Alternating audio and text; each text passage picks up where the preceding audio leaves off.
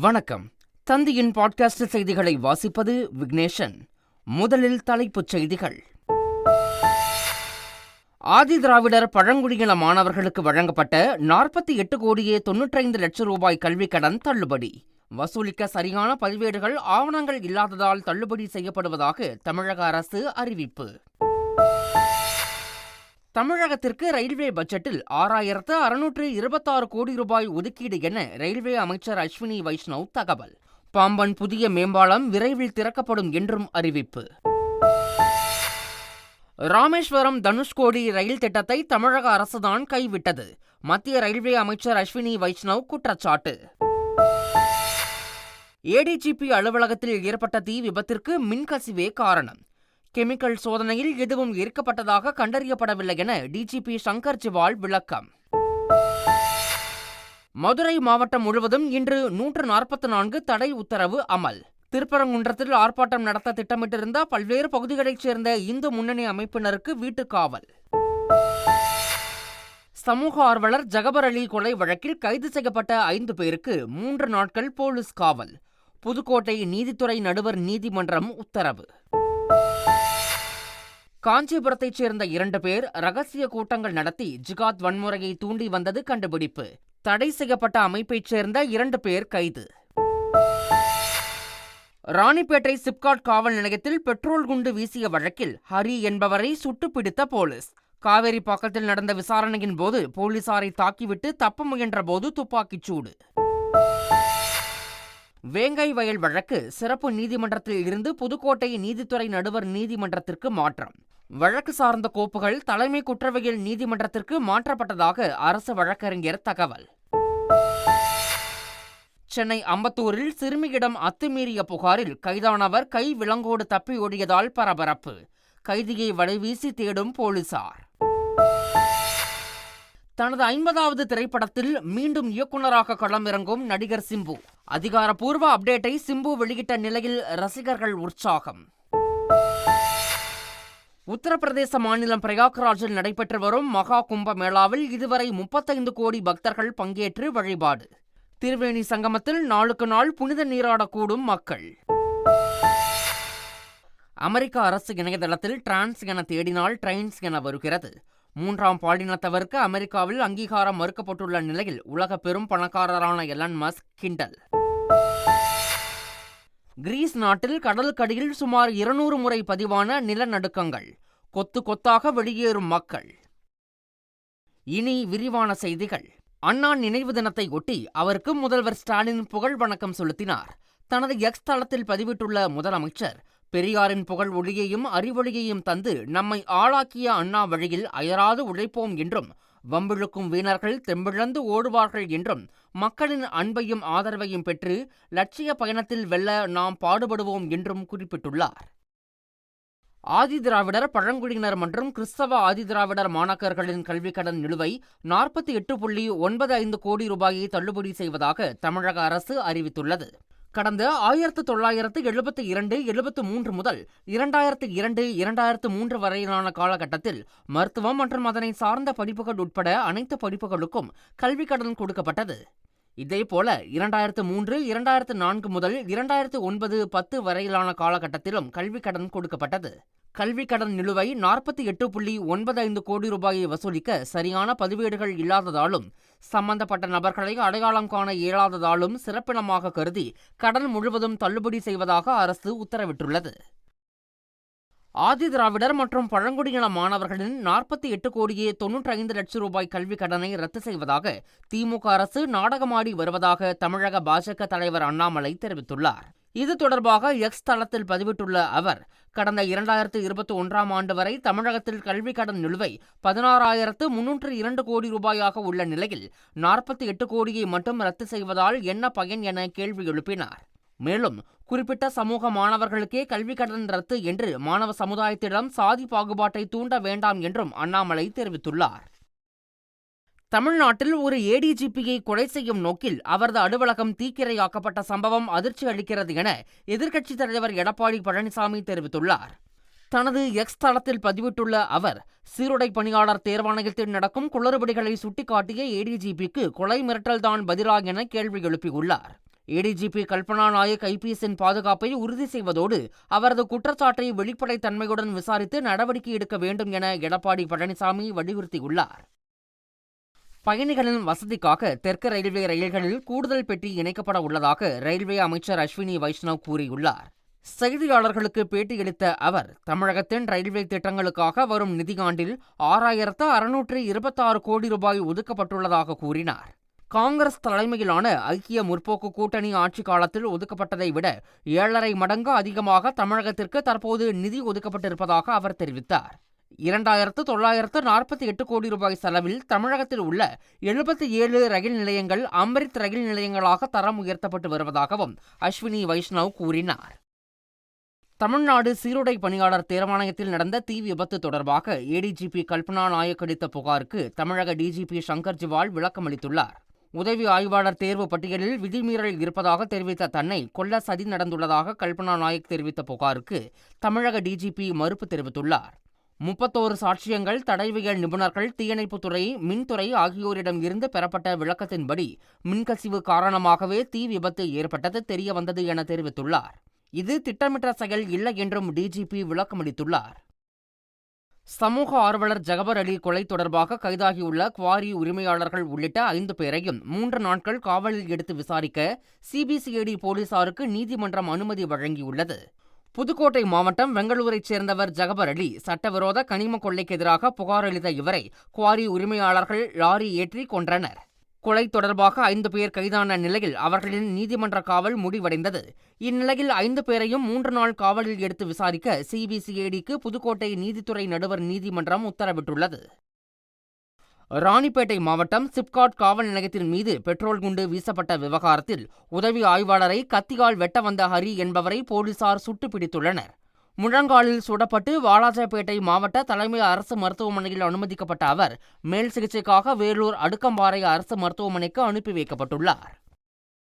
வேங்கை வயல் விவகாரத்தில் சிபிசிஐடி போலீசார் தாக்கல் செய்த மனுவை தள்ளுபடி செய்ய வேண்டுமென்ற மனுவை தள்ளுபடி செய்த புதுக்கோட்டை வன்கொடுமை தடுப்பு நீதிமன்றம் குற்றப்பத்திரிகையை ஏற்றதோடு இந்த வழக்கை குற்றவியல் நீதித்துறை நடுவர் நீதிமன்றத்திற்கு மாற்றி உத்தரவிட்டது. பாஜக அரசின் பல்கலைக்கழக நிதி நல்கை குழு வெளியிட்டுள்ள வரைவு நெறிமுறைகளை திரும்பப் பெற வலியுறுத்தி திமுக மாணவரணி சார்பில் ஆர்ப்பாட்டம் அறிவிக்கப்பட்டுள்ளது. வரும் 6ஆம் தேதி காலை 10 மணியளவில் டெல்லியில் மாபெரும் ஆர்ப்பாட்டம் நடைபெறும் எனவும், மாணவர்களின் கல்வி உரிமை தமிழ்நாட்டின் மாநில உரிமையை காத்திட யுஜிசியின் அதிகார அத்துமீறலை முறியடிக்க வேண்டும் என்றும் திமுக மாணவரணி அறிவித்துள்ளது. ராகிங் தடுப்பு விதிகளை செயல்படுத்தவில்லை என கூறி தமிழகத்தில் 2 கல்லூரிகள் உட்பட நாடு முழுவதும் 18 உயர்கல்வி நிறுவனங்களுக்கு பல்கலைக்கழக மானியக்குழு நோட்டீஸ் அனுப்பியுள்ளது.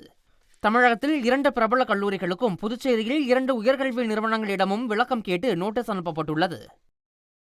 நடிகர் சிம்பு தனது 50வது திரைப்படத்தை தானே தயாரிக்க இருப்பதாக அறிவிப்பு வெளியிட்டுள்ளார். சிம்புவின் பிறந்தநாளை முன்னிட்டு அவரின் பட அறிவிப்புகள் ஒன்றன் பின் ஒன்றாக வெளியாகி வருகிறது. இந்நிலையில் தனது 50வது திரைப்படத்தை தானே தயாரிக்க இருப்பதாகவும், அந்த படத்தை தேசிங்கு பெரியசாமி இயக்கப் போவதாகவும், இதில் யுவன் சங்கர் ராஜா இசையமைக்கப் போவதாகவும் அதிகாரப்பூர்வமாக அறிவித்துள்ளார். உத்தரப்பிரதேச மாநிலம் பிரயாக்ராஜ் மகா கும்பமேளாவில் சுமார் 35 கோடி பக்தர்கள் புனித நீராடி உள்ளனர். மகா கும்பமேளா கடந்த 13ஆம் தேதி தொடங்கி விமர்சையாக நடைபெற்று வருகிறது. கங்கை, யமுனை, சரஸ்வதி நதிகள் சங்கமிக்கும் திரிவேணி சங்கமத்தில் வசந்த பஞ்சமியை முன்னிட்டு ஏராளமான பக்தர்கள் புனித நீராடினர். திங்கட்கிழமை காலை வரை 62,25,000 பக்தர்கள் புனித நீராடி உள்ளனர். மகா கும்பமேளா தொடங்கியதில் இருந்து பிப்ரவரி 2ஆம் தேதி வரை சுமார் 35 கோடி பக்தர்கள் புனித நீராடி உள்ளதாக தெரிவிக்கப்பட்டுள்ளது.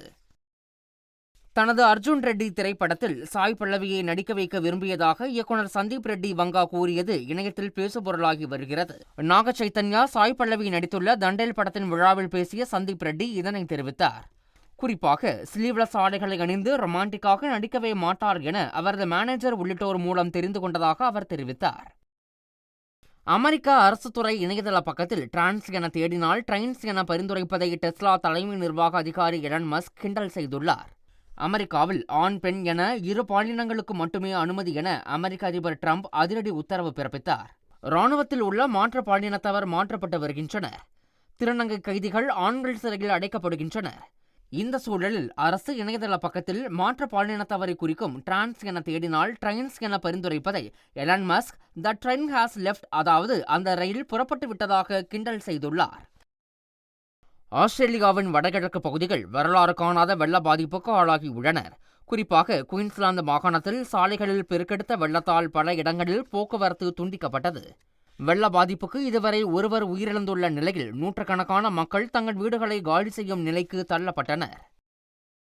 கிரீஸின் சாண்டோனிரி என்ற எரிமலை தீவிற்கு அருகே உள்ள ஏஜியன் கடலுக்கு அருகே கடந்த 3 நாட்களில் மட்டும் 200க்கும் மேற்பட்ட நிலநடுக்கங்கள் பதிவாகியுள்ளன.